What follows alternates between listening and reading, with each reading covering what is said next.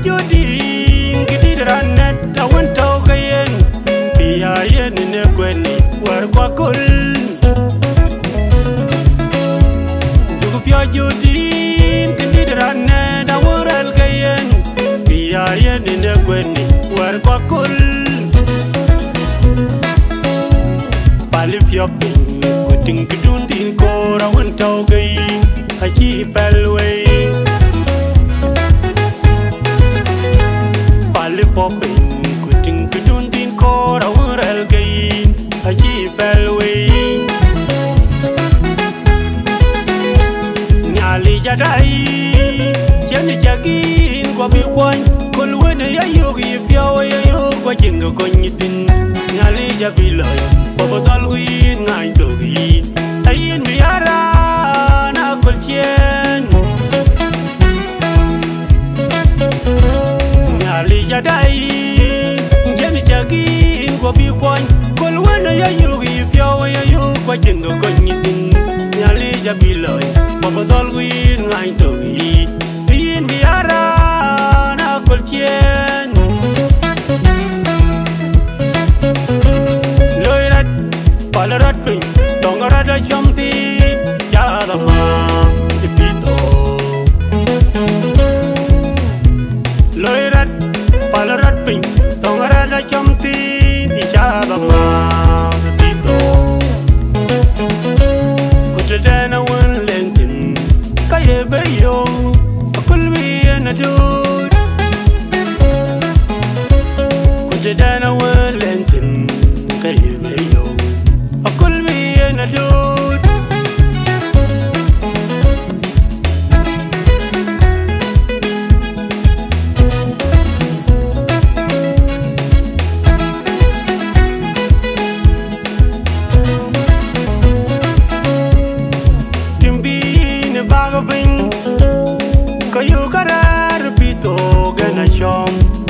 Jalan bala jolwe na lo banti danga kol yoga ngode karertin dibi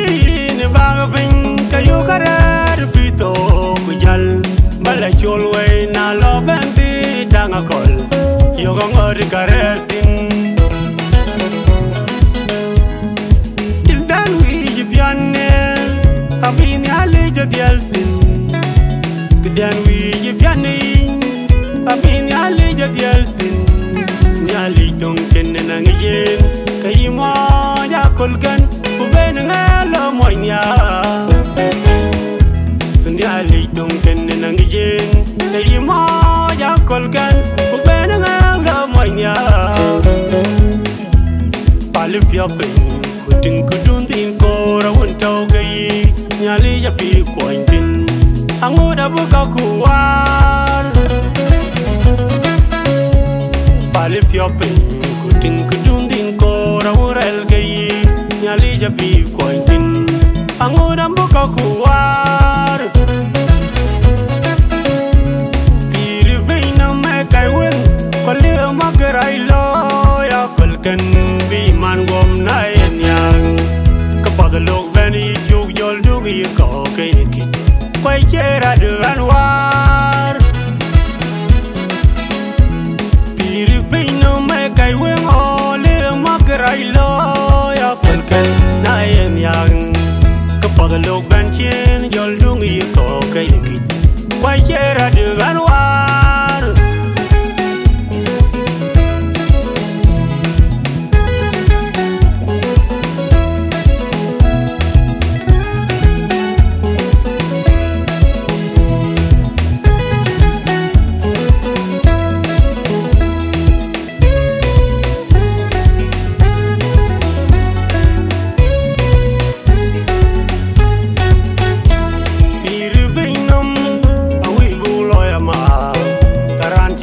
palping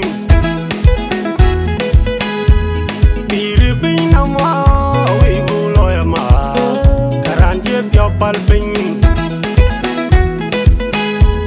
dugu pyo jodin gidi ranet da wento gayen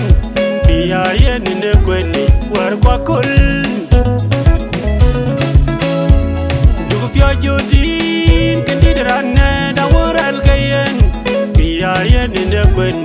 wer kwa kul palip yopin kuting kudun tin kora won tau gai haji belwe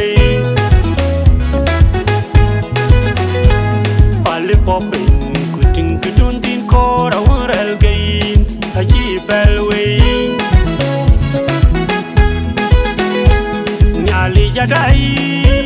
yani jagin kwa bi kwan kul wede ya yogi fiawa ya yogi kwa jinga konyitin nyali jabilay kwa botol guin ngain togin ayin miyara na kul chien nyali jadai yani jagin kwa bi kwan kul wede ya yogi fiawa ya yogi kwa jinga konyitin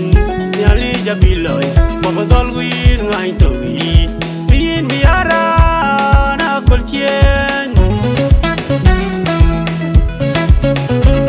loirat palarat pin tongarada chamti yadama ipito loirat palarat pin tongarada chamti yadama ipito kutadana wan lentin kaye bayo kulbi anadud kutadana wan lentin kaye bayo kulbi anadud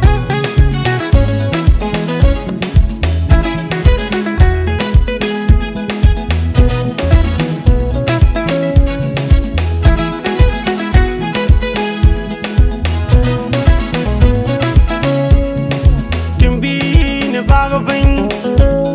kayo karar pito gana chom kujal mbala cholwe na lo banti dangakol yoga ngode karar tin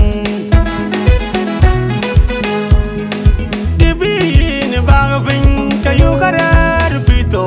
kujal mbala cholwe na lo banti dangakol yoga ngode karar tin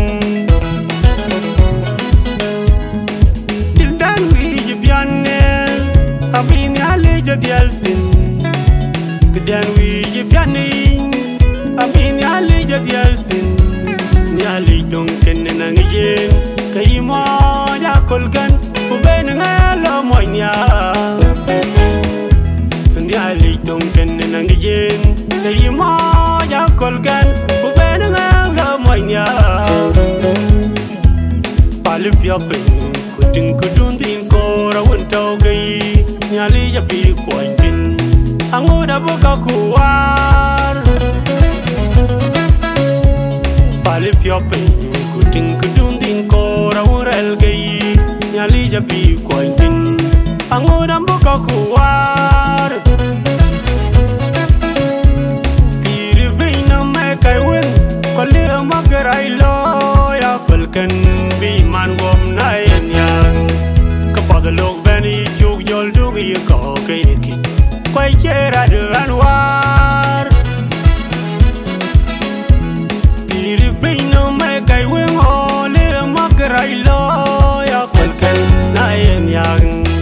kapada lok ban chen jol dugi ko kayki kwai chera de anwar